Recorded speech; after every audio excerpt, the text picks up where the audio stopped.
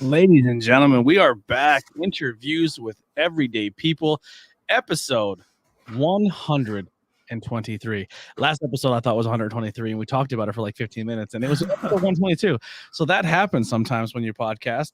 But I am here with someone who I've gotten relatively close with, but he doesn't probably realize, he probably doesn't think we're as close as we are, because I listen to him more than he probably, like, I listen to his stories on his podcast, and it's done very, very well. Mario from Welcome Back. What's going on, bud?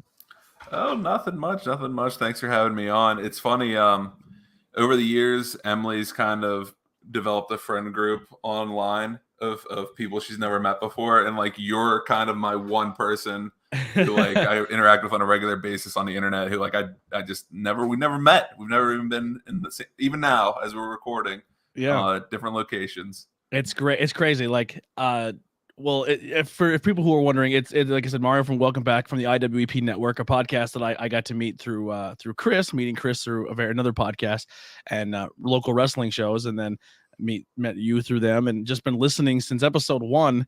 And I feel like I know so much about you guys, and it's great. It's funny because I feel like I heavily relate a lot to you, especially like in your journey, and I'm going through the same journeys because I've had a lot of the same. I think we're very similar in some of our struggles and some of the things we've tried to get better at with ourselves. And it's an awesome show, and I can't really wait to dive into this and learn more about you on a personal level and actually have these conversations. But how did you get into this whole podcast world, or how did you jump into this? Well, to take it all the way back, I had a karaoke machine that my mom had purchased for the house and for having friends over, but it also like got the radio in, and it had little cassette tapes with the function like to record. So you didn't have to sing karaoke if you wanted. You could just record a message on a tape, or if you played the radio and hit record on the cassette, it would record there too. So back when I was like 10 or so, I had to make little radio shows with my buddy. You know, it's hilarious. Yeah. I did the same exact thing. Except I had it was just a boombox, and it had 2 decks, and you could put the radio on, but you could hit play and record, and it would just pick you up through the speakers. Just like when you talked to the boombox, it would audio record your voice.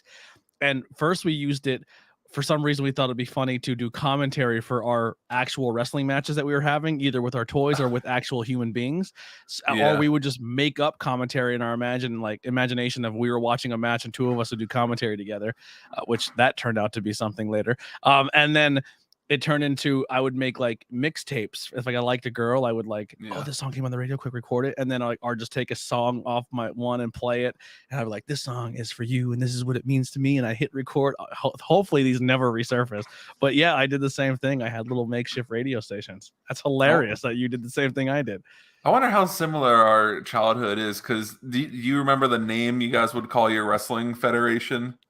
Because I think we always just called, like, we were WWF. Like we were always we weren't that creative, but we just called ourselves WWF. Yeah, because I did that too with my buddies, wrestling and making up storylines, and just always figuring out a way to screw over my buddy Steve, just to make sure that I was always a champ and he was never the champ, and any opportunity that he would get, I'd make sure to squash him. And then one particular time that I enjoyed was I put over someone who's like really small. But because Steve was so ready to get this title, he made up a rule that whoever wins, like if a championship changes hands, then it can't for the rest of the day. And we only hang out for like a day, and then a week goes by, and it's a weekend because we're in like school still. Yeah. And so I lost on purpose to like my younger friend, and he wanted to fight him instantly. I was like, "Oh, you made the rule, man. Yeah. Next week, and I get a rematch."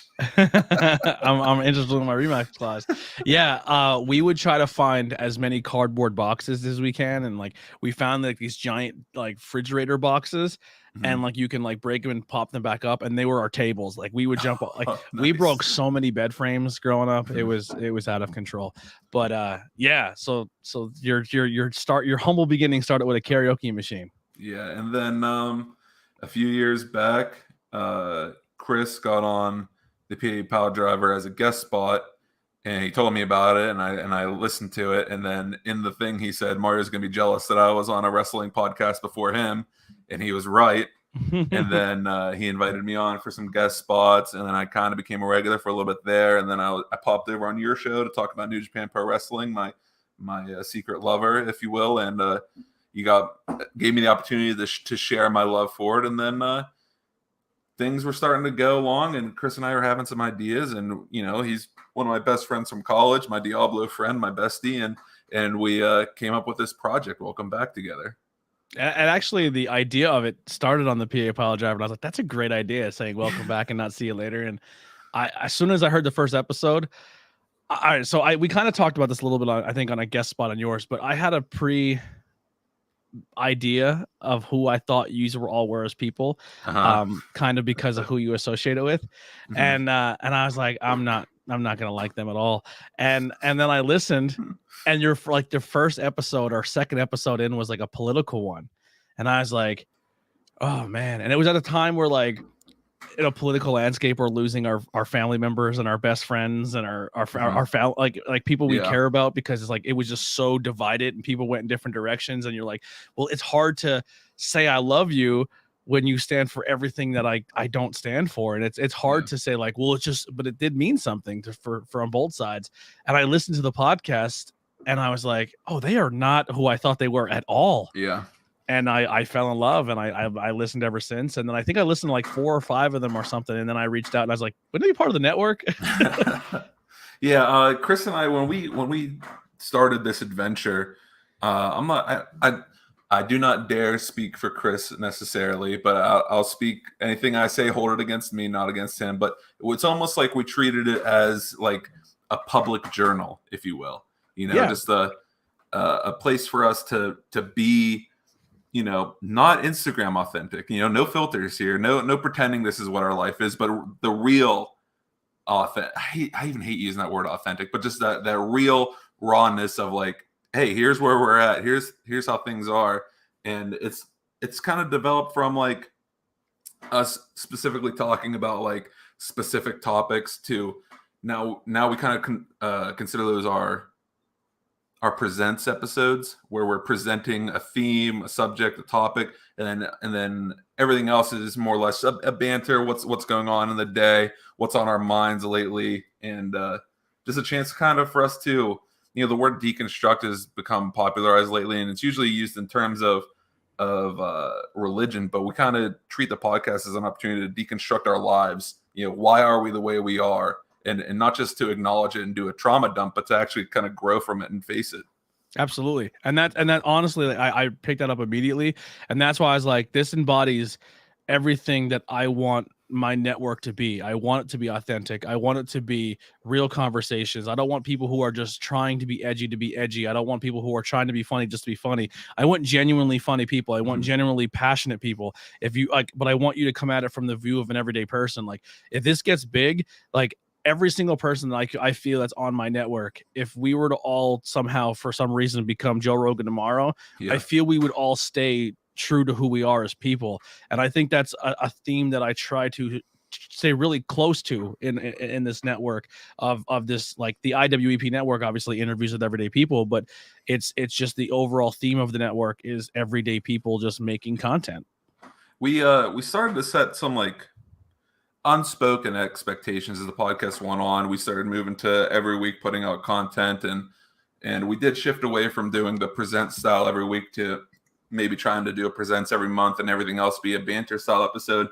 And when things in life got in the way, I needed to remind myself like what the actual goal is of doing the podcast. Because some people do set up a podcast just to make money, or sometimes people do set up a podcast just to get fame or notoriety. I don't really have any accomplishments to put behind me. All I have to present is myself, And so I recently, we had to sit down and we had to think like, what's the goal of this podcast? Is this something we want to do?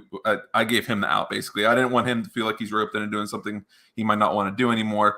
He's 100% in on it. I'm 100% in on it. But when we looked at the goals, the goal wasn't to create a podcast where we put on an episode every week and build an audience. That was never the goal for the podcast. The goal for the podcast is to have a hobby with one of your closest buds, and to not just waste time in conversation, but to actually try to grow personally. Absolutely. And I feel like I'm there too. But I think in this fourth year, I'm definitely trying to grow this, and I definitely want it to get to more ears. But at the end of the day, I have to, even just recently, I had to remind myself, like, hey, at the end of the day, you get to hang out with your buddies and record content. And it's just like I've been having so many times where people would come up and like, if you did this and you replicated what this person's doing, or if you're doing a wrestling show and you do it more like this, I'm like, but then that's not my content. I want to stay true to who I am, and I want to make the content we make. And it might not be the most popular, and it may be different from everybody else, but I'm hoping that's what stands out. But another thing too, like the quality for you guys are there. Your audio sounds good. I'm giving you the opportunity to video sometime if you ever want to do it, but I understand that you guys do a different audio editing process, and to replicate that also with video would be difficult to do, because you guys do fun little bits throughout it. Like if you go on a tangent or you say something that you might not want out in the world, you do elevator music. You put the elevator music in. And, it's beautiful. Like I think it's so entertaining, because like I said, it is edited, and there's work to it, but it's still, even though it's edited and you have like the horns or the things like that, you could tell it's pre-production or post-production, it's still oh my god, I can't, I had a stroke there. I almost cursed too, and I'm trying not to. The authenticity on I can't. I'm just gonna skip it. Thank you. That's where my stutter and my speech impediment kicks in. That still stays there, and it's super important, and I think you guys do a fantastic job. Is a stutter and is that actually part of like a show? Yeah, I had a real problem when I was a kid. And it's a beautiful thing when people like face their challenges head on, like I'm afraid of heights, but I'm the first guy up the ladder because I'm not going to let my fears control me, or I'm not going to let my shortcomings control me,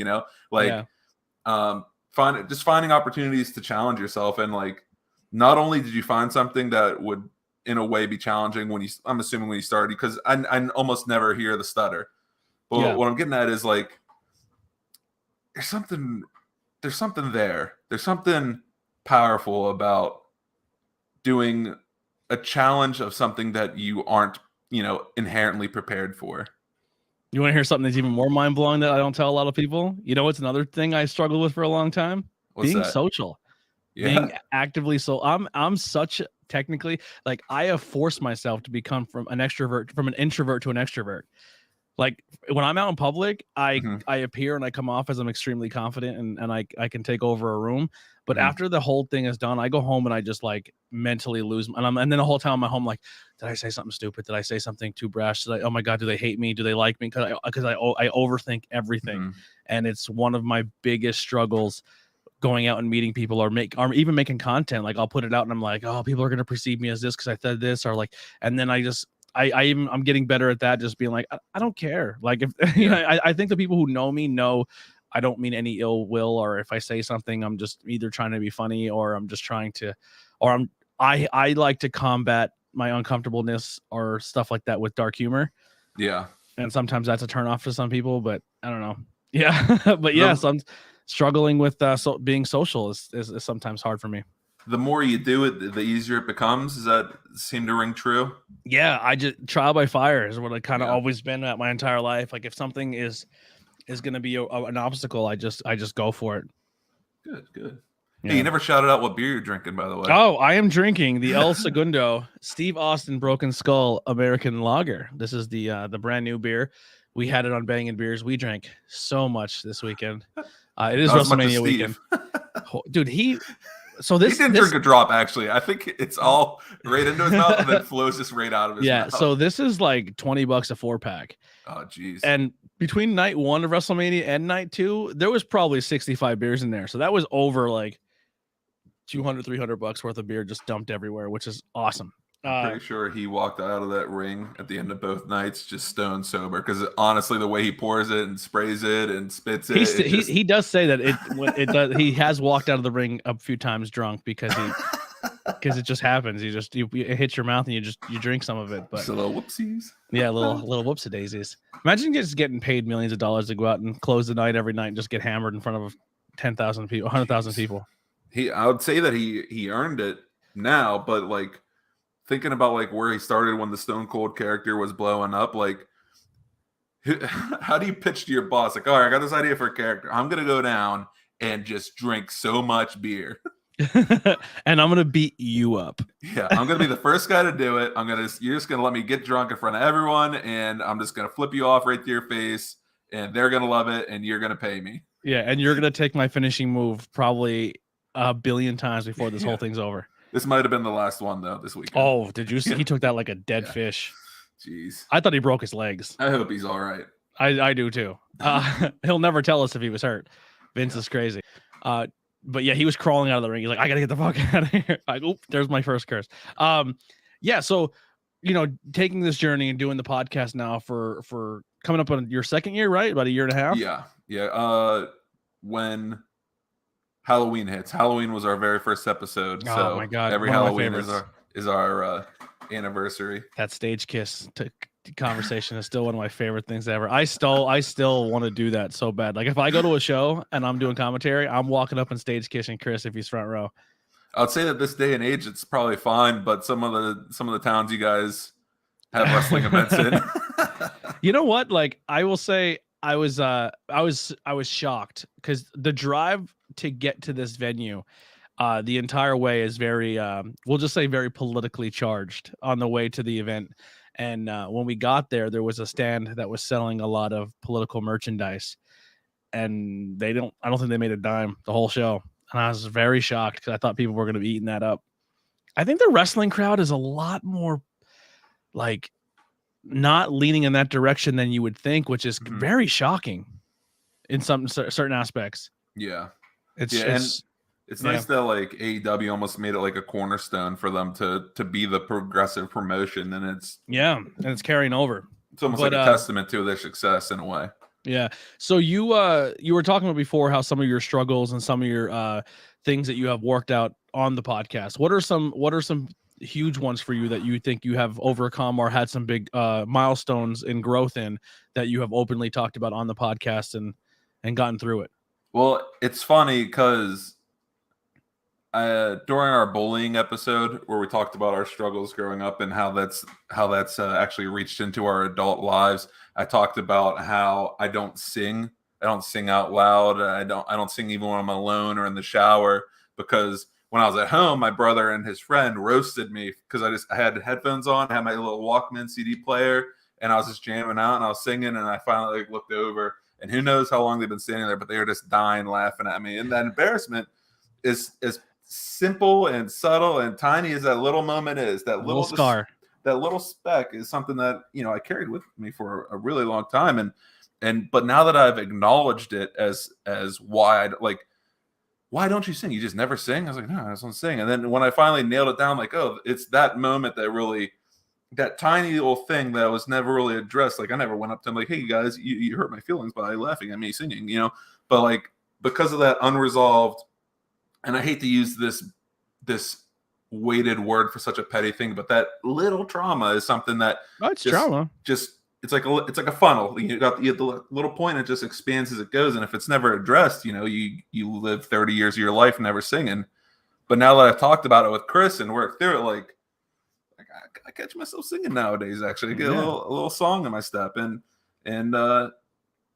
between that and it's almost like a joke at this point, like how quickly into an episode before I bring up my parents' divorce is kind of like showing how profound that's actually been.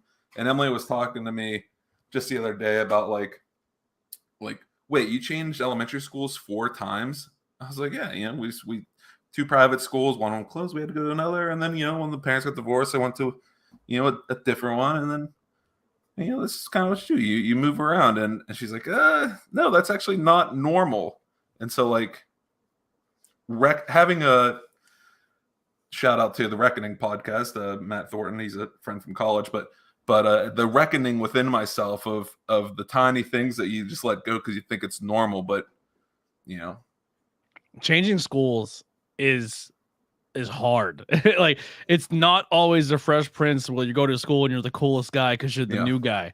I changed. I was not definitely popular, then went to a school and and then got tortured even worse, and then came back to my school. And when I came back, that's when I kind of had my chip on my shoulder, where I was just like, I don't care. Like, we're gonna fight. Like, it is what it is. Like, that's how I resolved, because that was the way everybody resolved things. And then when I came back, everything changed a little bit, because I kind of wasn't as much of a pushover. But changing schools is not easy. I think by the time I graduated high school, from kindergarten through high school, I had been to 7 schools, and it just never really I never really understood that it was a weird thing to switch schools so much. But it's kind of. Yeah, you had another moment on the podcast where you talked about an incident where I'm kind of the same way. I'm very bullheaded, where I want to admit I'm wrong, or I try not to let the anger get the best of me. But sometimes when you're in the moment, you get angry and you say something that's maybe not your character, or you do something that's not your character, and then you're like, oh, I'm an asshole, I should have never did that. And you had a story where you ordered food, and I realized that I forget exactly how you made the mistake, but it was completely on you, and you just walked out. You walked out and left. And then realized that you were still hungry, and you walk back and you're like, hey man, I'm really sorry. It's going to look really, really stupid, because you didn't drive there either. You walked, and you're like, I'm going to swallow my pride. I'm going to go to this person that probably just took that moment and just threw it out the window. Like, oh, just another jerk customer. See you later. And you like went back and apologized to that person and said, hey, I'm sorry. You know, it was completely on me. I made the mistake. And I remember listening to that episode, and I had a moment of myself that actually using StreamYard, where this person was trying to help me do something, and it just wasn't working. And I was like, you're a fucking joke. And I cursed them out, and I did the whole thing on the virtual chat. And I closed it out, and I ignored them, and I gave them a bad review, and I pretty much, that goes to their bosses, you know what I mean? Yeah. And I tried exactly what they told me a second time, but because I was so angry and frustrated, I wasn't doing it properly, and it fixed. And I was like, I feel like a jerk. So I literally went back to the help button. I hit it, and that person answered again. I was like, hey, by the way, I gave you a horrible review, and if you can take this and send that, attach it to your bosses, whatever it is, you actually fixed my problem. I was a jerk and I was impatient. Like, I got that from listening to your episode, and I was like, I should do that more often in my life. Like, instead of just getting angry, take a step back, take a breather, and then reassess your situation, instead of letting your emotions carry you through that problem. Yeah, I wish there was I wish acknowledgement was enough too, you know, realizing the problems you have. Like, as far as patience goes, if I was just a little bit more patient at the pizzeria, things just would have been fine. It would have worked out. I would have went home. I wouldn't have had to swallow my pride. But like, even now, as someone who's fully aware of the problem of patience that I have, sorry for burping. I drink soda every podcast, but it always comes back. But patience is still something that I struggle with. I know and I acknowledge that my patience is something that is lacking. And you would hope that just knowing, like, oh, I'm a very impatient person, like, now I have the head knowledge that I should be more patient, but it doesn't transfer. I'm still impatient. I still catch myself. And, you know, one of the things I like about Welcome Back is that you can acknowledge that it's a process. None of us are, me, Chris, or anyone who listens, anyone who's listening here, you know, we're not finished works. You know, we're still wet clay. We're not hardened and kilned until we're cremated or buried, you know? Yeah. And I love the fact that we can, like, and I try to be the same way on my podcast too, where like I may have an opinion on something, like if in one of the 19 podcasts I do, I have an opinion on something, and I even say too, like, I may make a joke about it just for like content sake, like just to be funny, but I'm not concrete, and I'm not saying I'm not someone who's strong for my convictions, but I'm not also going to be pride enough that I can't say I'm wrong for having those feelings. Like, I will sit down and talk to you and feel and hear out, like, maybe I am wrong for thinking this way, or believing in this, or thinking this way. And I'm open enough to listen, because I think having that humbleness of hearing another side of the spectrum and being like, you know what, you might be right here. I might be approaching this wrong, I think is a very cool thing to do. And I think it's a cool thing that you guys encourage on the podcast, is just kind of hearing that side out and hearing all different stories before you make that rash decision. Or even if it's something you've been strong on for a while, you're like, oh, maybe I should change that up a hair. Yeah, it's a lonely life being the one who's always right, and the sooner you realize that you're not, the better things will get. Absolutely, yeah. So going through, how many episodes are you guys up to now? I think we're in our 50s. I think 54 or 55 just dropped. Our latest episode was a state of the pod where we talked about our goals and moving forward and what to expect. Yeah, I'm like 3 behind, so I'm still catching up here. What's an episode that stands out for you that is one of your favorites? I really do enjoy our like very, very early stuff because we had the freedom of telling stories that weren't told before, but the longer the podcast goes, the more often you're going to repeat yourself. And I kind of steer away from repeating myself, probably to the detriment of the pod, because there's a lot of people who haven't heard every single episode, you know? Yeah. But I think the love episode was a good one. It's one of our worst listened to episodes, but I do stand by the wrestling episode. Oh, I loved it. Oh yeah. Of course you did, because you're a wrestling fan, but not everyone who listens to the show is part of that. But I think the best is yet to come still, you know? Like the more you do it, the more you get better at it. And I know that we got a couple things coming down the line. I'm not sure where we're going to land on the religion episode, just because it's a very deeply personal subject, but at the same time, it's something that is, you know, it's Chris's career, and it's something that I spent a lot of time educating myself on, and so keep an eye out for that one.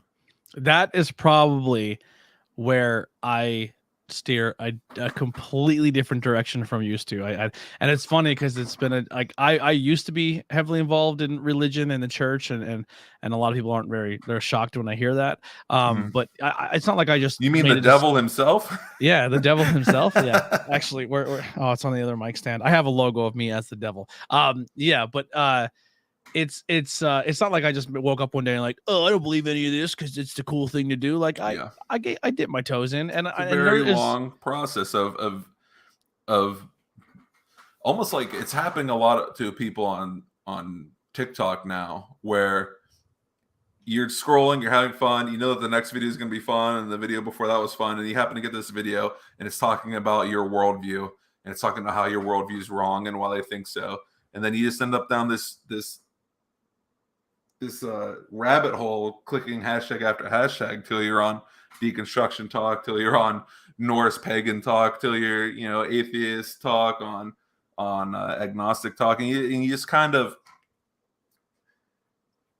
to how much you're willing to test yourself, that's how far down this rabbit hole you go. Some people just start talking about how the Bible might not be the most authentic source. Boom, swipe away. I don't care for that, because I know it's the most important ever.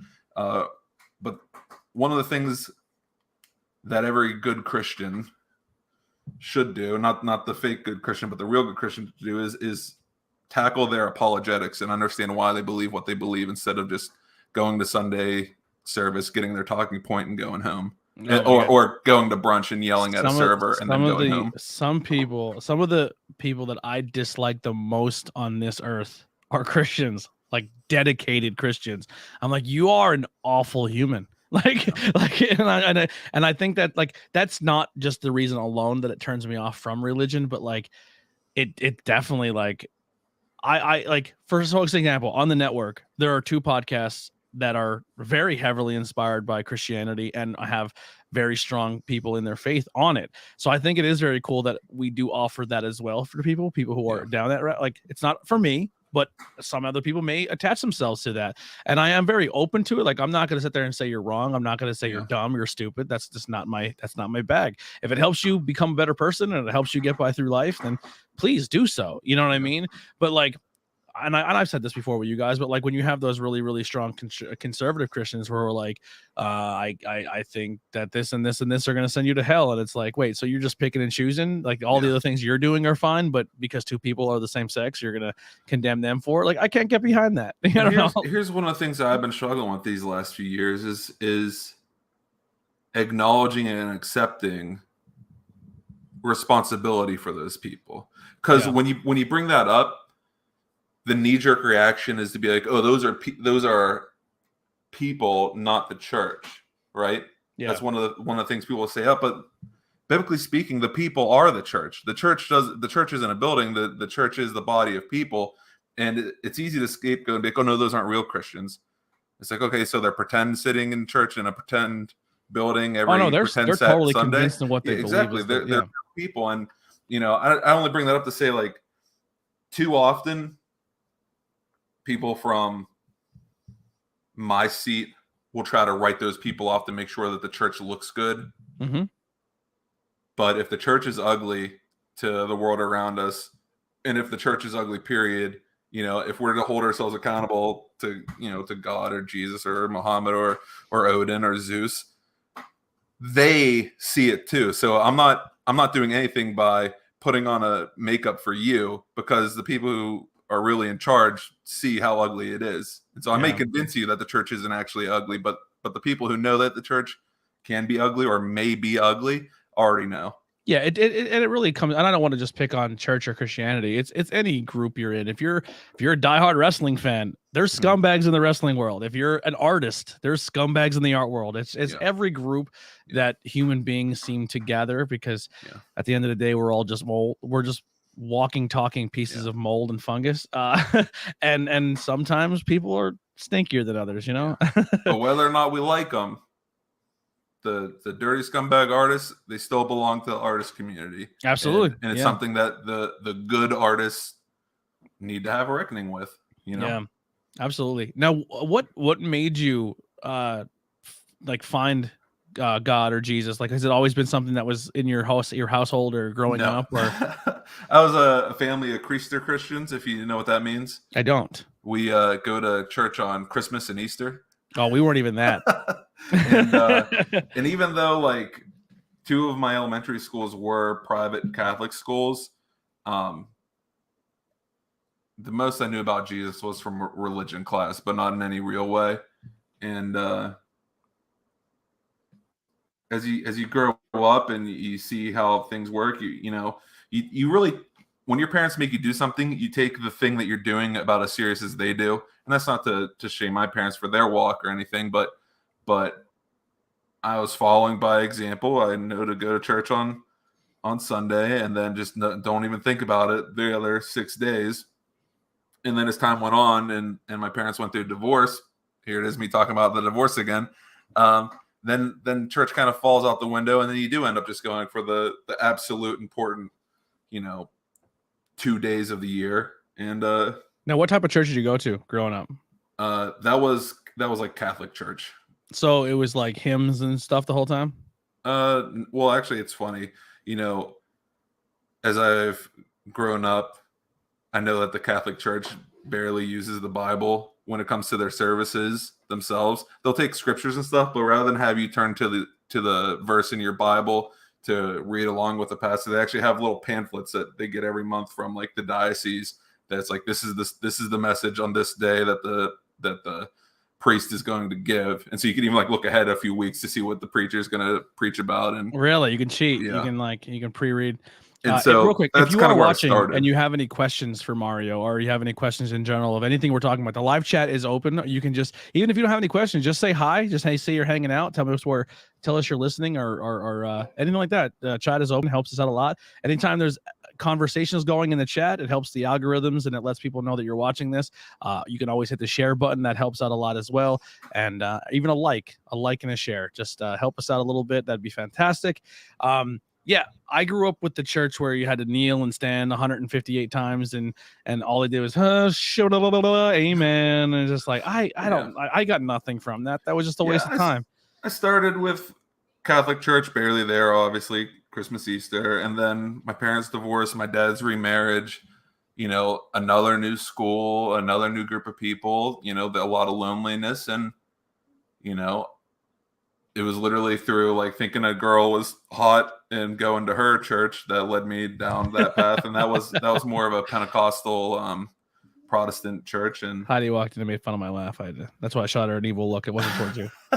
And then as time went on, I wanted to learn more about this religion that I was learning about from one person. And that's what kind of got me towards personal study, and then, I don't know what the word is, but higher education on the subject as well. Yeah. And then I when I grew up, I then converted over to non-denomination church, or and I'm not saying this to be offensive or anything, but what I called it, black church. I was the only white dude in the church. I had friends. What's offensive about being black? But I'm not saying it to like stereotype or anything, or be rude, but like, I was the only white dude in the church. My friends from New York moved down, and it was like that, like Southern style church where but I learned more about the Bible through that church than any other like Roman Catholic church ever, because they actually speak to you. I mean, sometimes you had some preachers who would go, like they'd scream a lot, but like at the end of the day, like at least you're getting a message, you know what I mean? Like they're physically talking to you and they're telling, and I mean, still some of the context was not my thing, but at least I felt like it was a better message than just people screaming hymns and stuff. But yeah, I don't know. It's there's so many different styles and varieties and ways that preachers happen, and it's interesting. I think one of the most important thing now as a 30-year-old on the other side of the life that I've lived through thus far, I think the best thing that the church gave to me was the mindset to think about thinking. Yeah. I've kind of grown into this mindset of like, the people around me have entirely different beliefs than me. What got them there? Everyone has a story. And it's kind of why I love your show so much, interviews with everyday people. Everyone has a story. Everyone has a walk of life that develops them. And these last few years, man, the pandemic, being able to sit at home instead of grinding and going to work every day. It was only a few weeks for me. I got let go, and then I was told I had to come back, or they'd let unemployment know that I refused to work, and they would cut off my benefits. So I was kind of like strong-armed back into going to work. Yeah. And then moving away from there and having to face like, who am I? Why am I the way I am? I love, and I want to understand more about philosophies and understanding of the person, the being. And sure, what comes next after we die, that's a pretty important question, but it's a question that can never be answered till you're there. Yeah, and you're eventually going to cross that bridge. And it's so easy to get lost in Pascal's wager. Christians love it. It's like, well, if you just live a Christian life and you die and there's nothing to worry about, but if you live a godless lifestyle and there is an afterlife, well, then you're screwed, aren't you? And it's like, all right, well, what if we're both wrong? And one of the dead gods that we don't even know about is there, wondering why you have forsaken him, and he rips you apart. Or you get there and he's like, hey, let me introduce myself, I'm Bob, and then you just have an awesome time with Bob. Like, there's this false I don't want to keep using these words, but like the false dichotomy of like, it's this or that, but it's this or that or that or this thing or that thing. And there's so many options at a certain point. You say, what makes people think? Yeah. What makes us tick? What we do know is we have this experience here right now. And yes, there's time for reflection on what's next, but also don't walk through this life missing out on, and I'm not saying to throw away your personal beliefs and explore other people's, but understanding other people's is such an important thing to me. Yeah, I totally agree. Shift gears here a little bit. Now you said that you just did the recent one where it was the state of the pod, right? Mm-hmm. So for someone who maybe didn't get a chance to hear that episode or anything, what are some things for the future you guys have planned for the podcast? Well, things like this. It was very serendipitous in a way that you had an opening for a slot, and I immediately called dibs. Getting on other people's pods, having other people on our pods, having guests on. We had the band Milie on a few months back, probably like 6 months back at this point, but it was such a fun experience talking with an artist and diving into their creative process and doing more of those original episodes we had where it's thematic with those presents episodes we're doing. And, when I was going through a little bit of like a seasonal depression, just kind of down on myself, and it got in the way a lot of times. And if you're not in the right mindset, you do so many pods, you probably know how to kind of put it away. But when I'm not in the right mindset, I have to reschedule. I'm like, Chris, I'm gonna be crap on the pod. We got to pick a different day, you know? Yeah, for me, I have to like so I've had so many situations where I'm sitting here and it's like 15 minutes before I go live and I had too much time to not do anything. Like I didn't keep myself busy or something. And I got in my own head and I'm like, oh my God, people like, what am I doing? I'm going to kind of lead into what I'm about to talk about now in my next point. But I would just get my own head and be like, I'm going to cancel tonight. And then I would say I'm canceling. And then 15 minutes after I cancel, I'm like, why'd I do that? Yeah. Like, and then I forced myself through it. I'm like, I'm so happy I told everyone to come sit around this table and talk because it pulled me out of my funk. Like, I definitely needed it. But kind of what I'm going to there, one of the biggest struggles I have at times is when you're kind of like, well, you're doing the podcast, right? And then obviously, for me anyway, I get in that mode where it's like I wonder what people think, or are they watching just to am I watching to be the brunt of the joke, or are they watching because they care about the content? And that weighs on me very, very heavily a lot, where it's just like, am I being enjoyed or am I being laughed at, you know? And then that gets in my head and it's like, well, I'm 35 years old. Like, is this now 4 years in where I'm going to start being a podcaster? And is this really the dream I want to chase? And I'm thinking, and then like, I kind of let the world's opinion, or like how the world, grow up, get a job, don't follow that. And just like, oh, maybe I should. And then I'm like, no, F that. Like, this is what makes me happy. This is what I enjoy.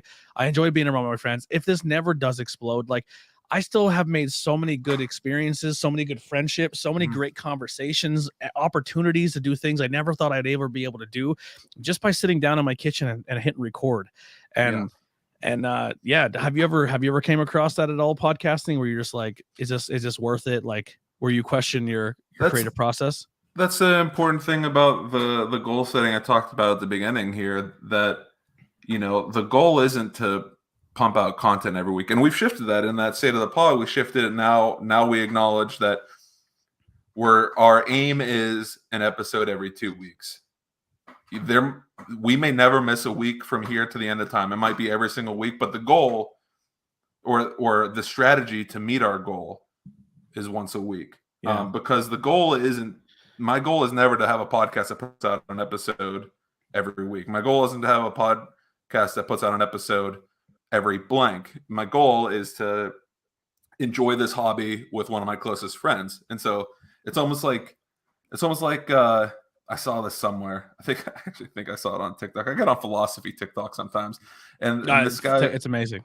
He's talking about how, like, if you're trying to lose weight, you can't beat yourself up over the fact that you can't run 10 minutes straight.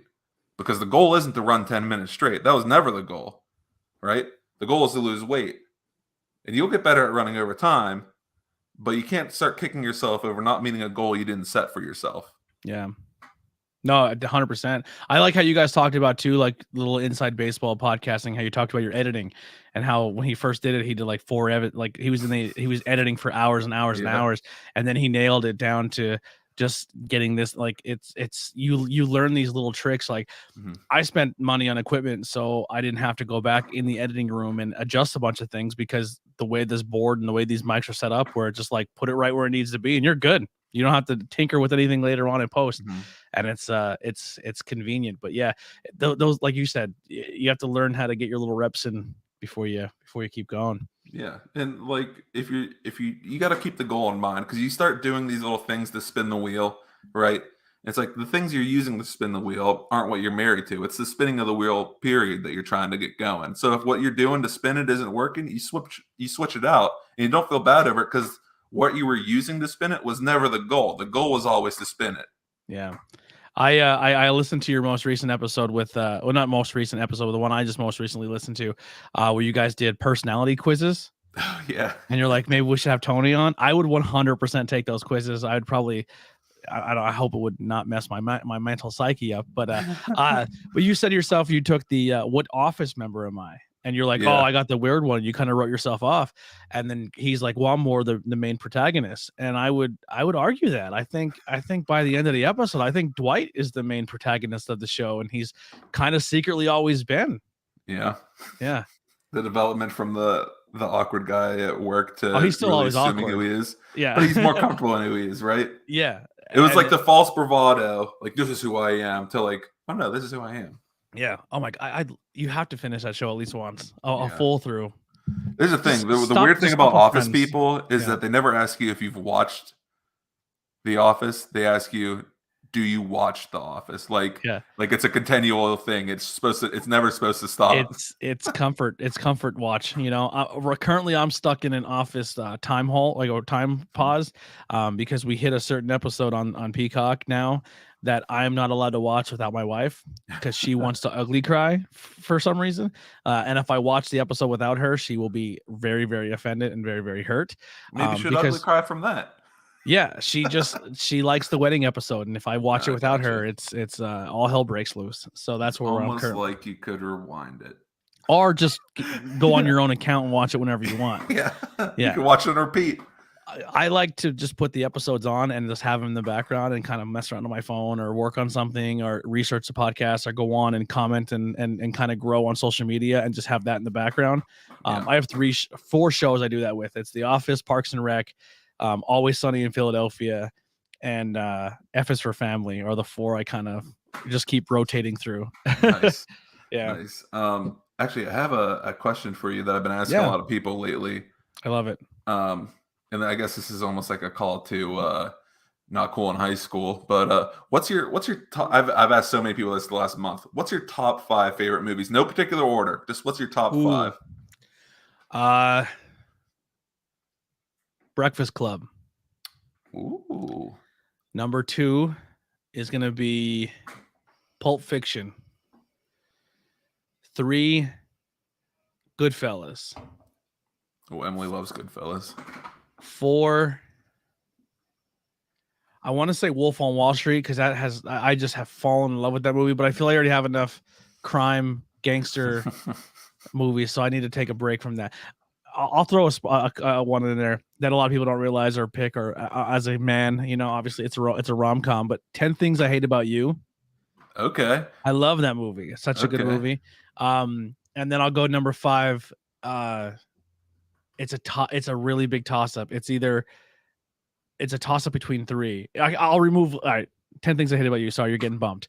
It's gonna be Beetlejuice and Ghostbusters, but that 5th slot is really close to Step Brothers. Oh, nice. Yeah. It's been a while since I've seen Step Brothers, actually. And I hate the fact that Chris watched Ghostbusters and hated it. Like, that hurt my soul so much that he did not like Ghostbusters. Yeah, I enjoy that question because you get to know a lot about a person just from it, you know? Yeah. Right. So like there's obviously the nostalgic pull to you. Not a lot of those movies you stated were recent ones. Yeah. Not 10 Things I Hate About You, I think came out 23 years ago. Yeah. And you know, the living vicariously through criminals and all that, like that's kind of like a cool thing. Oh my god, if I could be in the Italian mob and go back in a time machine. It shows like a little rebellious side to you, whether or not you actually engage in it, but there's that edge to you in a way, not like an edgelord way, but like a genuine, like, you know, keep an eye on this guy. Yeah, I think the reason why I'm getting roasted a little bit in a private chat, The Breakfast Club, is I feel like that movie. I feel like if you're still in high school today, you would still experience 90% of what happens in that movie. And nothing beats a coming of age film, and there's 5 coming of ages through it. Yeah. Oh my god, I can literally quote that movie from beginning to end. Yeah. That's a fantastic pick. Actually, it's funny. My picks are Willy Wonka and the Chocolate Factory with Gene Wilder. That may be our next not cool in high school topic. I might have to make a guest stop. And then Willy Wonka and the Chocolate Factory, The Wizard of Oz, Shawshank Redemption. Oh, frick, which one? Why am I blanking? I want to say Pleasantville, but Pleasantville got knocked off. But Pleasantville is a really good one. And The Truman Show. And then my 5th one, when I was coming up with this list, was Dragon Ball Z Cooler's Revenge. Another one that's really high on my list is Ferris Bueller's Day Off. I always wanted to be Ferris. Like, I always wanted to just be able to take people and be like, you're gonna have the best day of your life today because you're with me. Like, I just think that's the coolest. I mean, Ferris was kind of a dick. He ruined his buddy's dad's car and stuff. I wouldn't go that far. Yeah. But like the fact that like all right, I'm down on myself. I can be around this person, and they're gonna make my day memorable. Like we're gonna go out with no money and just go make an experience. I love that. Another thing I wanted to talk about was, being 30-something-year-olds and a couple of clock punchers, if you will, people who are in the work class. You don't work for yourself. I don't work for myself. We go there to get a paycheck and all that. Yet. Yeah, you got to have that grind mentality. Our voices will get us where we need to be one day. We can hope. But in the meantime, do you ever worry that your voice will do the opposite effect and kind of screw over what you're doing? Like what I'm going to say on my podcast is going to get picked up in my job? Yeah, like there's there's some safeguarding that you have to put up to not say the wrong things, to not make the most hot take because we're not. I go for it. You go for it? I go for it. And then jumping off of that, I've already had people at my new job come up to me and say that they've listened to the podcast. And I was like, oh, which one? But to jump off that from the line of what we talk about and things, I want to bring up something very topical, kind of faded already. I'm not sure for everyone if it's faded quite yet, but the slap with Chris Rock making a joke. Turns out it's about a lady with alopecia. Who knows whether or not he knew she did at the time. But then Will Smith going up on stage at the Oscars and slapping Chris Rock in front of God and everyone and Twitter. That hurt. I'm not gonna lie, that one hurt, and only because I love Will Smith. I absolutely love Will Smith. Will Smith's one of those people, and I try not to idolize celebrities or people like that, but like even growing up and watching The Fresh Prince, I was like, man, I wish I was that confident. I wish I was that cool. I wish I could be so carefree. I wish I can just be unmistakably who I want to be. I wish I can dress how I want to dress and not fit those norms and just and make everyone around me better and make them more successful and just pull the best out of people. And I feel Will has always done that. And so for him to kind of resort to violence is so out of his character. And like, I don't want to talk about a culture that it's obviously not me, but I felt like Kareem Abdul-Jabbar just put a whole thing out. Did you read about that? Where like he was pretty much saying like that doesn't look good for black culture, going up and slapping him in front of everybody. Like it's not good for him. It's not good for anybody. Like it was just so not necessary. I heard a take that it was actually his Scientology beliefs that kind of pushed him in that way. Like he's Scientologist. Allegedly, the idea of like instant corporal punishment, like when someone steps out of line in Scientology, the actual laying of hands on someone, like a good like correction slap. Yeah, like Tom Cruise allegedly does his correcting quote unquote slap through like actual like verbal belittling. So some people actually think that like this might be a outpouring of that. Jenny says staged. I wouldn't put it past Hollywood, but I don't think it was. I don't know. But I don't know if Chris Rock would be down to be publicly embarrassed like that. Will Smith has stepped down from the guild. Award. Yeah. And I mean his apology later it was very Will Smith and it was done very well, and even Chris Rock was like, listen, yeah, I got assaulted, but like maybe I shouldn't have made the joke, which I don't think a comic should ever apologize for a joke. I don't know. It's part of it. Here's the thing. That's another question I wanted to drive down. Like, do you think that there is an actual line in comedy? I can go to I've listened to Pete Davidson get roasted about his dad dying in 9/11. I think she can handle alopecia joke. Yeah. The line, in my opinion, doesn't exist because like the dark humor you're talking about, like we kind of I don't know if your family was also dark humored. My aunts and uncles would always joke about which one was going to die first. No, my family's not really dark humor. I'm definitely the sole bearer of that. Gotcha. But also used to it, and maybe it's through some of the edgier quote unquote comedians that I listen to, but I don't think there's a single thing that can't be joked about. But that statement doesn't mean that every joke is funny.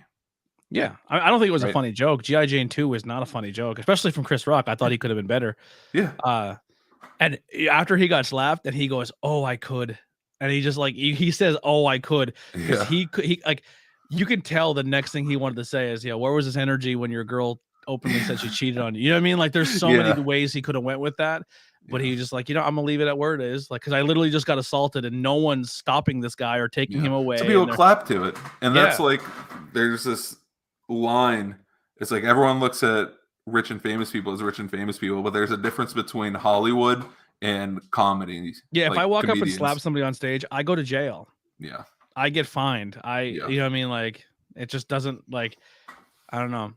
But yeah, It should be held to different standards. I was definitely bummed by it. Like I said, I actually had I had something in the works for a spoof logo for interviews with everyday people, where it was just going to be like a font. And I'll say it now because I don't think I'll do it now, but I was going to do a Fresh Prince of BelAir like spoof font, but it was going to be interviews with everyday people, like look like it was graffitied on give it the a month. wall. Give it a month. You definitely can.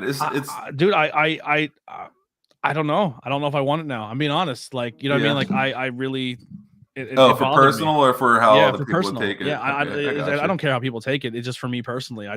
It's like, well, it sucks too, because I do think people are entitled to mistakes, and I do think people are entitled to like change. But at this point in time, like I'm very, as someone who was always like as a school county male, where it was just like, let's fight, you know what I mean? Let's fight. And that's how we handle our situations. And now to be like, no, I think fighting is stupid.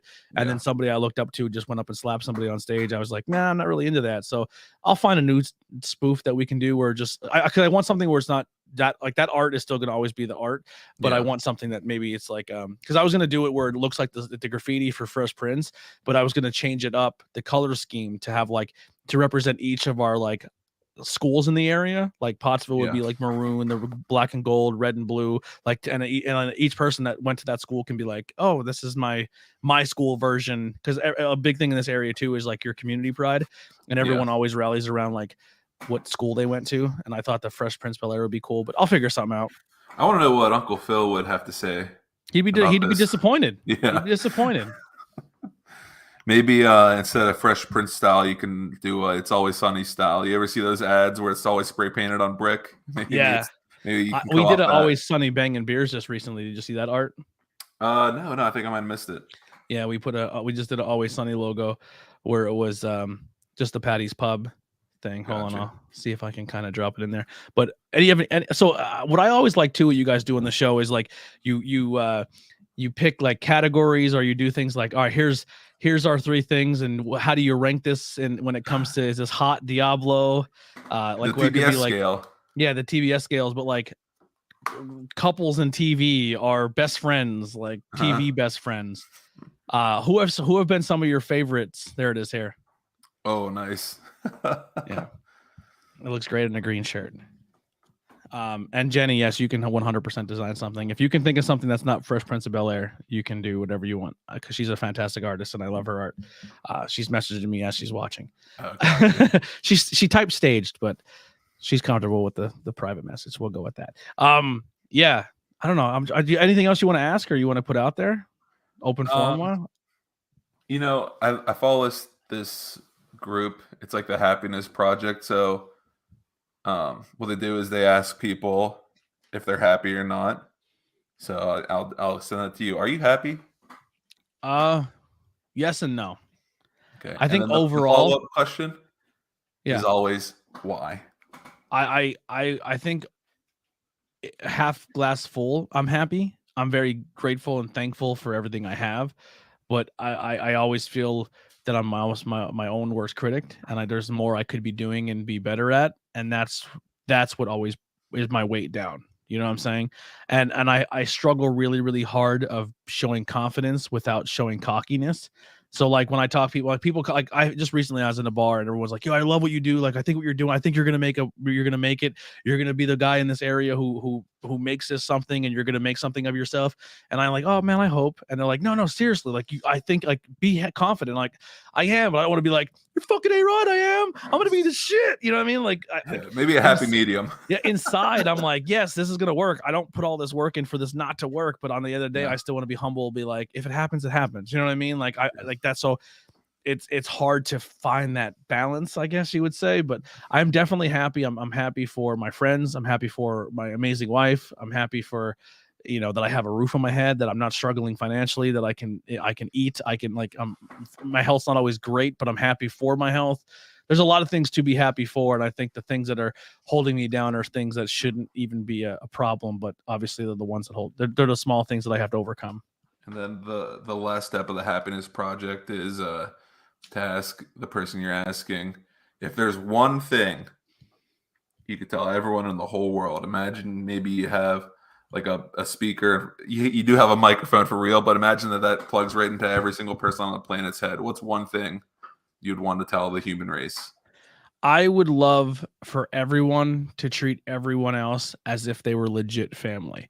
And what I mean by that is I had an experience recently where we were out somewhere and somebody was outside and they were clearly high on something and they were tweaking out and they were just it was heartbreaking to see, because it was this lady and she was arms flailing and just not in a good spot.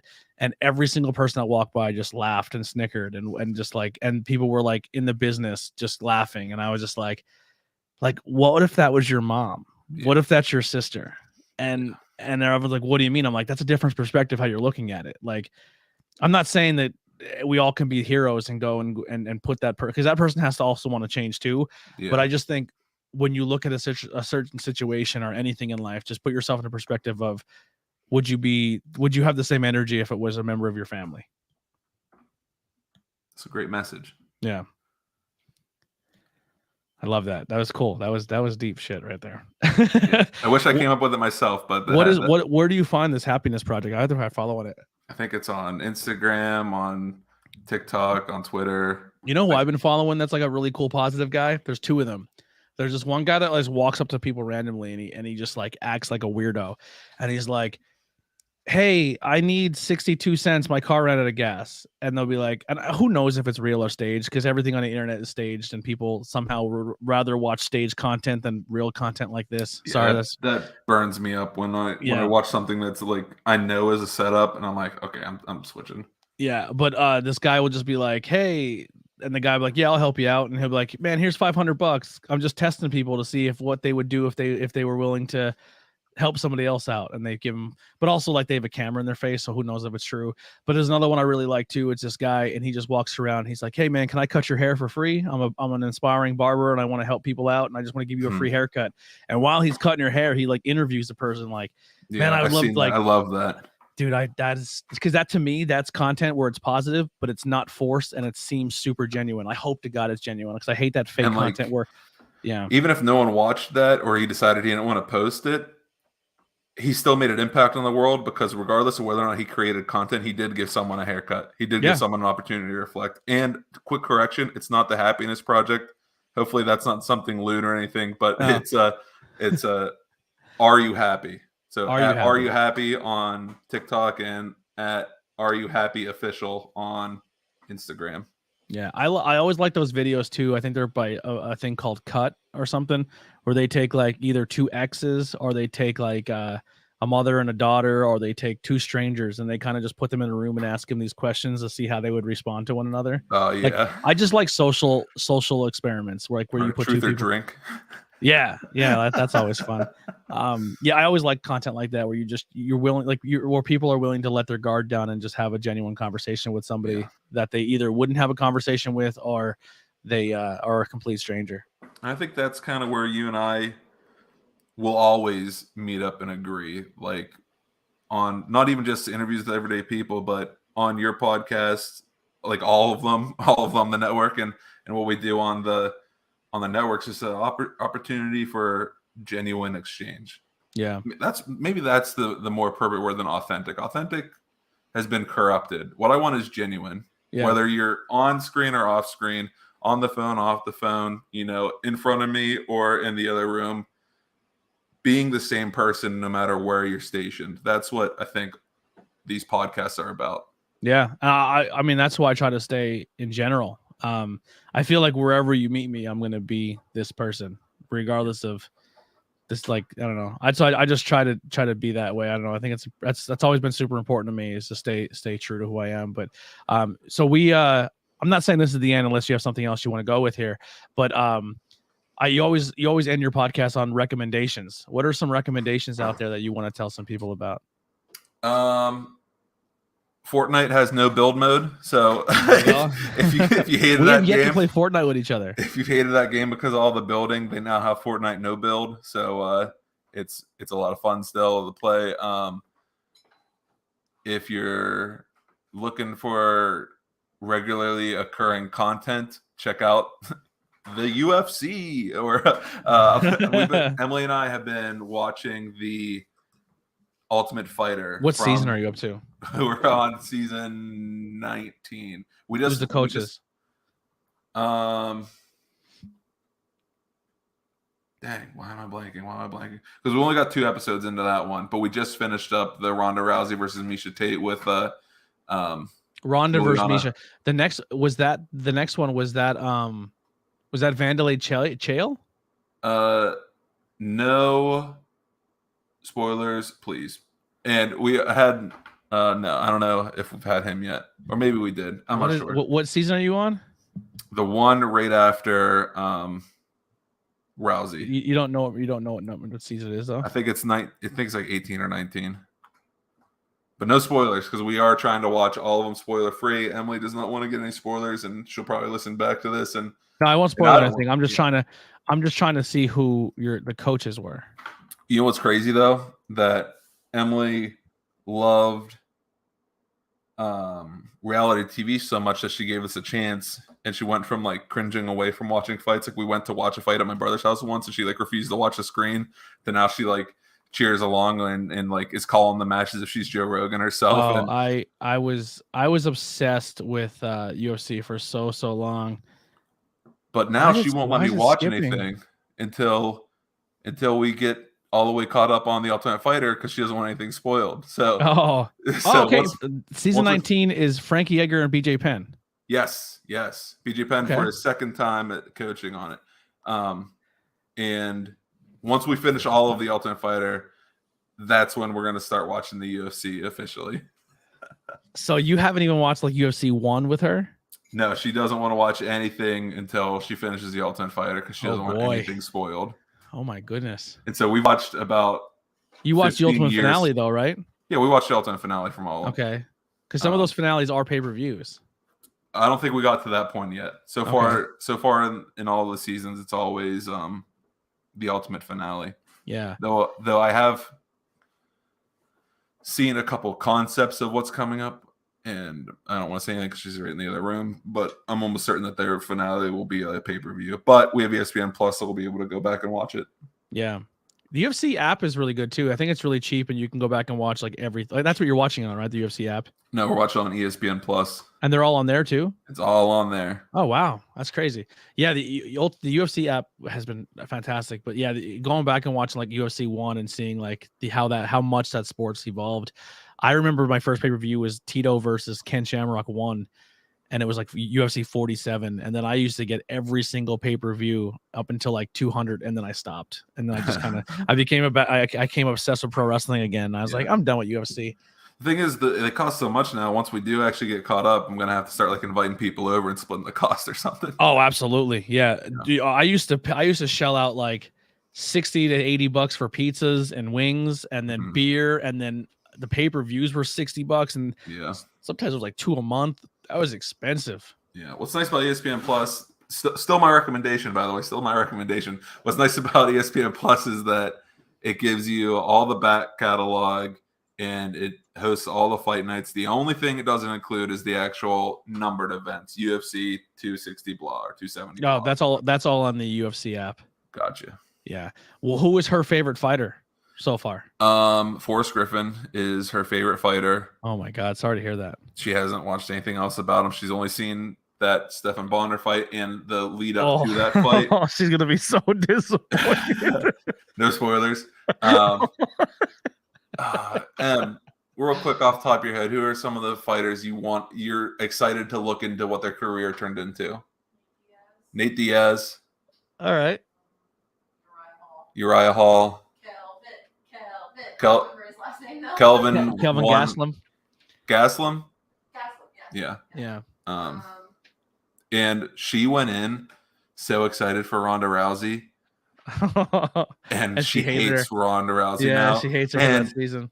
She went into the Brock Lesnar season because all she knows about Brock Lesnar is what she's seen on WWE, and she expected to hate Brock Lesnar, and she freaking loves Brock Lesnar now. Yeah. So the thing with the Ronda season is they don't really dive into why she's such an asshole to Miesha Tate, because like Miesha Tate gatekeeped her for almost a year and a half, 2 years from even going for the title. Ronda was dominating, and Misha's like, "You're not ready. You're not good enough. You're not good. You're not good."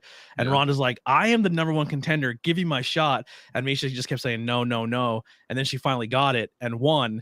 And then Misha the whole time was just like, "You didn't deserve it. You didn't deserve it." So that's why she absolutely hates Miesha Tate, because Miesha Tate never turned around and said like, "You are good." And that's what always bothered Ronda. Be destroyed. Take Ronda at her prime, take Miesha at their prime, put them in the division right now, and they would be utterly destroyed. Yeah, I think who's Ronda's the bantamweight right now? What's her name? Pena? Yeah, she's just on that season too. She was I don't on think Team Ronda Misha. can hold a candle to any. I think if Ronda stuck with now. what she was good at and then wasn't tricked into thinking she can stand up and fight, she would have been fine. I think she got a couple head kicks and changed her mind on her career. Yeah, that career goes sideways. Was she a fan of Chris Lieben? Chris Lieben grew on her, and we were always on Chris Lieben's side, especially when he knew to remove himself from a situation. He tried to sleep on the lawn, and Josh Koscheck came out and poured water on him, and rather than attack Josh, which I would fully be behind, he punched the window. Yeah, he punched the window instead. He almost ruined his shot by hurting his hand, but he knew better than to. You're gonna fall even more in love with Chris Lieben once you start following his career, and you're going to continue to hate Josh Koscheck. Emily hates. Who do you hate? Matt Hughes. She absolutely hates Matt Hughes. Oh, Matt Hughes. He has one of the craziest finishes I've ever seen in a UFC fight. I don't want to spoil it though, because you haven't seen it yet. Yeah, Josh Koscheck. Josh Koscheck's a scumbag. There's another one that was on my tongue, but it doesn't matter. Anyways, we're talking about content from like freaking almost like 20 years ago. I love this. I miss talking UFC. I haven't done it in so long. Yeah. What's another recommendation? I'd say start a podcast, but it's already a flooded market. Nah, start one. Start one. Why not? It's a lot of fun. You'll learn a lot about yourself when you start a podcast. Here's a true recommendation to everyone that everyone can and should do. Call your friends. Yeah. And even like friends you haven't talked to in a while, you might be like, "Oh, well, they stopped talking to me, so I stopped talking to them." It's like, okay, but who's going to be the bigger person here? Sometimes reaching out, it doesn't work. But at the end of the day, a broken relationship or a relationship in disrepair is easily fixed as the two people willing to put in the work. Another thing I'll also recommend is make new friends. Go out and socialize with people. Look at somebody like, I don't think I would ever have like anything in common with that person, and go talk to them. And I'm like, I've been honestly like, that's the biggest thing I've challenged myself to with this podcast, is just going out and networking and talking to people and meeting people. And I met some fascinating and cool ass people. And there's so many people I want to have on the podcast, but they're like shy and they don't want to talk. But I'm like, you have so much value. Like, I don't know, that's one thing I really noticed with this podcast, is just talking to people and finding the value that they might not even see in themselves, Yeah. But let me run through real quick and get this out of the way. And if you have anything else you want to bring up before we close out of here, we can. We do have a sponsor. We have a few different sponsors, but we have one who has a little more monetary support. So we decided I'm going to do a little more for them. The Tree of Life Shop is the largest metaphysical store in our area, offering a wide range of holistic and new age spiritual items and supplies, unique gifts, raw tumbled crystals, essential oils, teas and herbs, books, tarot, oracle cards, journals, and so much more. We offer services like Reiki, crystal healing, cranial. I probably should have asked what that meant. Ionic foot detox and ear candling, hypnotherapy, and Past Life Regressions. Hypnotherapy. There it is. Is it hypnotherapy? It is hypnotherapy. Sorry, I'm dumb. And Past Life Regressions. A book reading with our intuitive reader. Have your tea leaves read. Palm readings. We host weekly and monthly events, groups, and classes. There's something for everybody. Or you can host a private party themed with your friends. Paint and sips, craft nights, and birthday girls' night outs, or bridal showers, and more. If you come up with an idea party, we will do our best to provide it for you a magical night. Located in the mystical valley of Ringtown School County, check us out on the web at treeoflifeshop.com. That's going to be Tree of Life, SHOPPE.com, or on Facebook or Instagram at Tree of Life Shop. Use code IwEP. IwEP on the website, or mention the IwEP at checkout to get 30% off all products on discount one discount per customer. Or you can call them at 570-741-3547. And there you go. And they just added also a salt room. It's like a cool little thing you can do where you can sit in a room with like a salt thing. I thought that was on here, but I don't see it on here. I'm intrigued on the Reiki session. Kelly from our podcast does Reiki sessions. I'm not exactly sure what they are. You ever get onto ASMR YouTube and stuff? ASMR? Yeah, ASMR, yeah. Where they talk really close to the microphone. Yeah. There's a couple channels that I used to put on to help me fall asleep, and they would do Reiki type stuff. So it's sparked the curiosity on the real thing. Yeah, and then we have our Patreon, which goes from $1 to $25, or anything you would like to do to help us. All the money goes to getting us new equipment. There's a lot more stuff I want to get to make the podcast better. It helps pay for services like StreamYard that you're seeing us use now, Adobe Photoshop and editing that we do when we are on locations, and I edit videos later. But I want to thank Ryan Vox from Outbreak Wrestling. He's the commissioner of Outbreak Wrestling, so a local wrestling commissioner. The commish. It's awesome. David S., Brett Squared from the Cake Stand in Monte City, Bridget M., Andrew H. from the Bang and Beers podcast, Greg R., Heidi B. from Knockholm High School podcast, who I may be staring at right now, Ryan G. from the Fueled by Haas podcast, Kelly from Crystal Mountain Healing and Truth Behind Illusion, Tommy B., the Tree of Life Metaphysical Shop, Brad Z., Higher Than Other Words podcast, and JH. So thank you all for your support. We do, if you don't want to do Patreon or anything like that, a share, a like, a comment, just kind words. If you go on our link tree, there's you can do a review on Apple, you can do a review on our website, or you can just head over to the IwEPnetwork.com and see all the shows that we do, which is interviews, everything like that, or Mario's podcast. Welcome back. You can go right to their website. It'll take you to their link tree. They do have the same thing we do. They have merchandise you can support them with.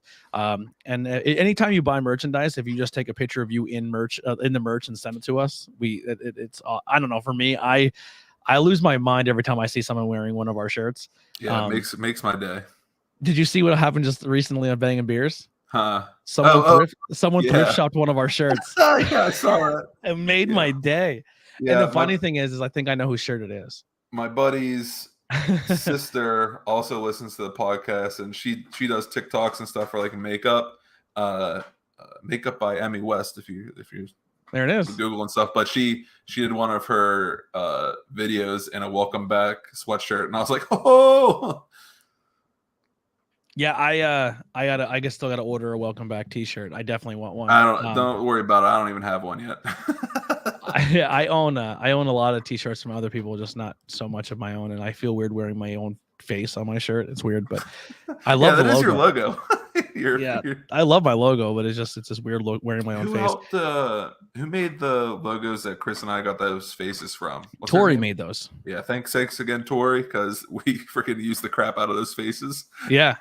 I was. Did she ever get to you with the other the things so you can put them on t-shirts or anything like that? I'd have to talk to Chris about that. Yeah. She's a very, very talented artist too. She's done a lot of our past logos. The ones that you see now, a lot of them are done by Haley Stokes. But if you're an artist in the area and you could do cool fonts or anything cool, just let us know. We're always down to try different things, and we'll give you full credit for your art, obviously. And or even monetization if you want a couple bucks for your art. We're always trying to support people. But anything in closing you want to get out there or plug? Or any last questions or anything you want to pose? Let me make sure. I had a little notes actually. things. I'm not rushing you off. I just don't want to. I don't want to keep you if we have nothing else. Oh no, actually, I don't want to hold you hostage. It's my cat's birthday today. Oh, happy birthday! I thought you had 2 cats. Both of them. My cats. I dropped the S on the end there. Em wanted me to show you guys the hats she made for the cats. Oh, look at this. They did not like wearing them at all. No, I want you to these cats, brother and sister from the same litter. I'm gonna go grab them real quick. Go ahead. Hold tight. This is where you welcome back your.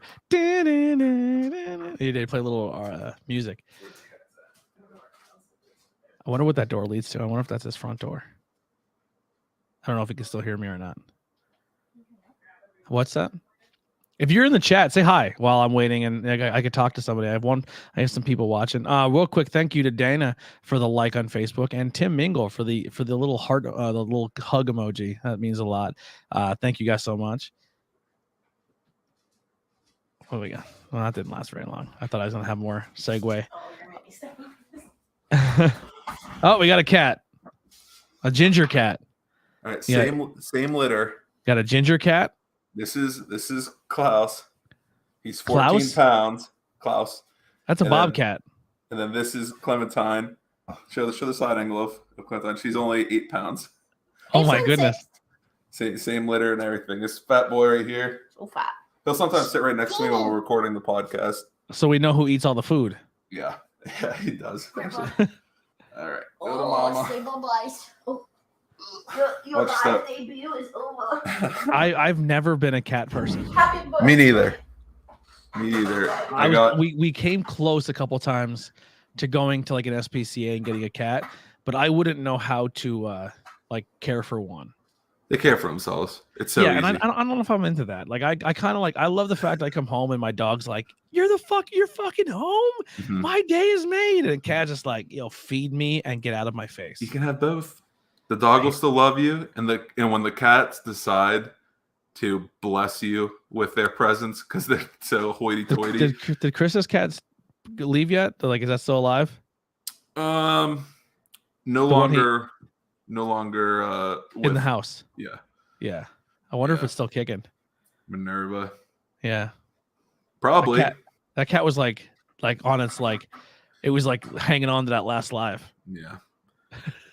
Yeah, I don't know, but having having a cat that like sometimes Klaus will just hide throughout the whole day and not really like pay attention to me. But then when I get ready to go to bed and I lay in bed, he'll crawl right like between my knees, while I'm laying on my back. I've deliberately chosen to sleep on my back because that's the most appropriate way to lay for Klaus to be comfortable. Yeah. That's how it was with my Saint Bernard. He used to try to lay in bed with us, and he would take up the entire bed. And then we raised our bed higher, and now none of the dogs can get on the bed. Well, we got about 7 minutes till we hit the actual hour-and-a-half mark, so we could cap it there if you're open to. Yeah, sure. Unless you have anything else in your notes that you have out. The wonderful don't allow wrong thing. Open the wrong. Well, listen, the door is always open for you to come hang out on any of the shows on the network if you're interested. It's always there. I know what your work schedule and stuff, and you definitely don't dive down the rabbit hole of being involved in 8 shows a week. I definitely want to be a part of that Willy Wonka episode. The Willy Wonka. I will pose it to the team because it's still. A lot of the responsibilities of the other shows on the network, I have kind of given up responsibility of, and I kind of let them. Which is for the best. Not that you're not entertaining or anything, but you are such you threw yourself so deeply into this. You don't want to lose the passion for it by being burned out, or let the burnout and stress overshadow that everlasting love for podcasting you have. Yeah, and I kind of want people who put their time in that are willing to leave their house and come here and record and be a part of this have more say in it, and it's just not just me dictating all the time. And that's not how it was before either, but I want them to have that freedom and take ownership of the show and care about it. So I will pitch it to them to see if they're willing to have a guest come on, and if they are, you can join us for Willy Wonka. Dana wants to know, where does that door lead behind you? There is no door. That's actually just it's really creepy because you see how it's kind of got the marks right there on it. Yeah. In the middle of the night, it looks like someone's standing there. Yeah, I hate those kind of doors where you can see through it like that. And that's just my back door, so it goes outside. So that's how every horror movie which adds starts. More to it because it's like 3 a.m. You wake up, your mouth's super dry. You walk out to the kitchen, and it looks like someone's standing at your back door. Yeah, I would. I was in an apartment one time, and the bathroom had that cloudy glass thing where you can see in but not see in, but you can see like a shadow. Hate that. I would never want that in my house. I watch too many horror movies. Yeah. So IwEP Network, welcome back. They're about you guys are what every Monday, Tuesday. We post on Tuesdays, and you can expect an episode at least every 14 days minimum. Cool. Do you guys have an idea what you're going to go for the next one? As a spoiler? Well, we just did State of the Pod, so we're probably going to do a banter style episode where we kind of talk about current events or just whatever things on our mind that we want to deep dive into for like 5 minutes. And then after that, we might hit our Presents episode. Cool. It's either gonna be on. There's 3 of them. It's Faith, Fame, and something else. So Presents like 4 weeks out, I guess. Perfect. Well, listen, I appreciate you guys flying the IwEP Network banner and being proud to be a part of our network and plugging as much as possible. It's in the pod. Which is the EA Sports thing, which I absolutely love.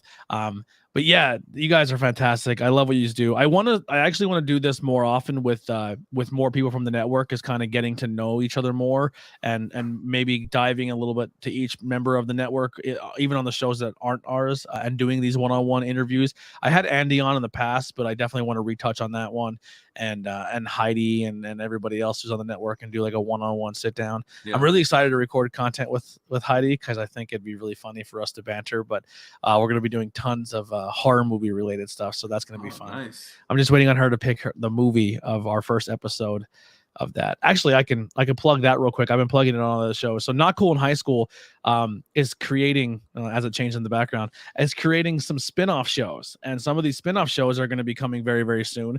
We're still going to keep the show every 2 weeks, Not Cool in High School, and the numbered episodes are still going to stay the same. So it'll be like episode 101, but it'll be Not Cool in High School. We're going to call them like classes or like a club, like the AV club, the chess club. But the first one we're going to be doing is the Not Cool in High School, which will be hosted by myself and Andrew Hare from Bang and Beers podcast.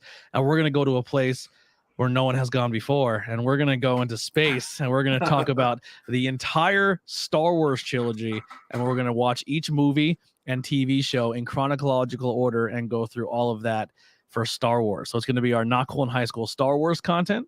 And then Nikolai and his brother Anthony are doing a spinoff show where they're going to go in chronological order when it comes to Mickey Mouse and Disney. So they're going to go through everything nice. Disney. That's going to be our Disney podcast. And then I already kind of alluded before, myself and Heidi are going to sit down and cover all things horror related. So it's going to be the Not Cool in High School horror podcast. Look at that logo Nikolai made. It seems like Nikolai already set it up for you. You can start off with the Nightmare on Elm Street, move to Chucky's, just work your way through Stephen King's. Yep. Wait, what's the H? The H, that's Halloween okay. movies, S and then Scream. Scream. You nailed them all. Now, is the podcast Oozing Down? Is that a reference to Carrie? We got another one in there. There we go. Or it's just blood. Or it's just blood. But we have a lot of people who want to be guests on that one, so we're gonna knock a couple out. These won't be live, these will be recorded, and then we'll go up and post them later, and people can still chat along with us. But these are going to be episodes that we like. We're going to start off on the basic horror movies, and then we have some friends who are into some obscure stuff, so we'll have them come on and talk obscure horror. But it's cool. We have a lot of cool stuff coming for Not Cool in High School and the network itself. But thank you, Mario, once again for hanging out, and I can't wait to come back. And anytime you want me on, welcome back. I'm totally down. Yeah, love the conversation. Love to have you. I think Chris would like to get on this one of these days. I know that our top fan, Jake, who's been listening since episode 1, he is waiting, not very patiently, but he wants to hear the religion debate between you and Chris.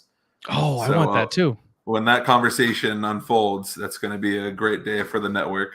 Yeah, I'm not gonna say I'm gonna bow down, but like I don't want to be offensive. You know what I mean? So a lot of the stuff, a lot of the stuff I'm gonna tear him apart.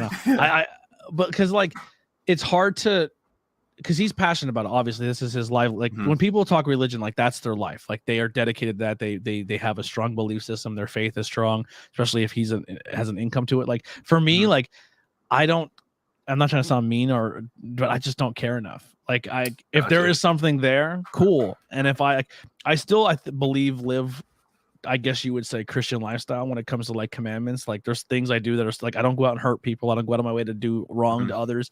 But like there's certain things I just can't get behind, or I don't question, or I worry. We'll sit down and talk to Buddhist monks figured that one out too. So yeah, so we'll that'll be a fun conversation. And like I said, I love Chris to death, and I respect all you guys so much. And I'm so happy you guys are part of the network and still doing it. I kind of gave everybody in the network an out to leave, and everyone's and for the most part, everyone's like, nah, man, you got us. We're here. Yeah. So we're going to sit down as a network and find out strategies of how we can promote it more.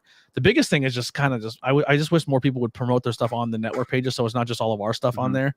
So we can kind of have that representation. But yeah, Chris and I we're working on a new graphic that will not, because I've been making like little pictures lately where to steal a picture off of Google and throw our. I love it. I think they're the best ones. We're going to start doing it where we can actually like, there's one where we did Orange is the New Black and actually says our podcast name and what episode. So we're going to try to make it more detail oriented on top of just funny. Yeah. And dang, I just lost where I was going with that. But what were you saying when I threw myself in there? I probably made you forget too. Either. Well, either way, can I close out with a couple yes, hits? Please do. Of course, check out the pod. Welcome back. It's our love child is two straight men have created. And also check out Patchwork Planting at PW Planting on Instagram. It's in the pot. Patchworkplanting.com. Yeah, it's in the pot. That's even if you aren't in the market, and it's from like your area, kind of the northeast Pennsylvania, the Patchwork Planting farm. If I put any plant in our house, it would die immediately because we are not plant people, and it just does not last long. And they have fake plants. They do plants. They do other type stuff too. They just bought a 30-acre farm where they do like photo stuff on there. I think I might be speaking out of turn, but they might do like weddings there as well. They sell like house decor, I think, a little bit too. It's all. Do they grow medical plants? That is a question for someone else. But if they do, I will let you know. Also, though, if you're not in the market for any of that at all, they're just a fantastic follow on Instagram. That's always like beautiful flowers. Every time I open up Instagram, it's like I will almost certainly never visit the farm. Not because I have anything against them, just because I live the other side of the state. But I just love seeing a nice like daffodil here and there. We should do a podcast. Like I'll just bring the table and we'll just put it in the middle of the field and just record it. I'm down. Be awesome. Yeah, Patchwork Planting. Go support them, which is the sponsor of Welcome Back. And if you guys want to sponsor on our show, just tweet at us. It doesn't cost anything. We're happy to shout people out for fun. That's most of my sponsors as well. So yeah. So if you're listening to this episode, and you're like, not only do we want to listen to your show, we want to quote unquote support it. We'll do a share for share. We'll shout out your thing, and then you maybe tweet out our episode once. Have you ever had more luck with the other Welcome Back podcast? Has that died out? Has that fizzled? The other Welcome Back?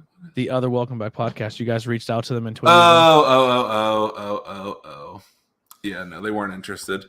No? As far as I could tell, they weren't interested, unless they're just like biding their time. But basically, I even like reached out to them on Twitter, like to interact with one of their more recent episodes. Like I listened to an episode. It was about Don't Look Up and on Netflix. And so I said I disagree. And like I thought that would spark a debate on, like, even an exchange on Twitter is enough to like maybe get someone to maybe click the pod and check it out and see what their opinion is on it. Like I know a guy as a network in general, we're kind of like we're almost starved for a community. Like one of the things about the podcast isn't just to get big, but to create a community of people who enjoy the content. And listen, you don't need a million people to follow your page. You just need 13, or you need like 20 loyal people. Mm-hmm. That's all you need. That's all you need. And they did not want me as one of them. They're lost. All right. Well, that'll do it for Interviews with Everyday People, episode 123 with Mario Milie. Thank you. 1, 2, 3. 1, 2, 3 coming at you. Next week on the podcast, I'm going to see if this is going to be a live episode or is this going to be one that we record because I forget. Next week, who do I got? Lee Everett. That'll be live on the internet. So Lee's another Everett Lee. I flip his name. Everett Lee. He's a podcaster as well. He's been very, very supportive on Tornado Tag and talking with us a lot. So he will be on next Monday. So you can check us out again live next Monday, 8:00. Come hang out, chat, and we'll have some fun. And I think what we'll just do for the thumbnail is just take a screenshot off here of us talking, and we'll go from there. Yeah. Nailed it. All right. We'll see you guys next time. Here's some fun, cool music. Bye-bye.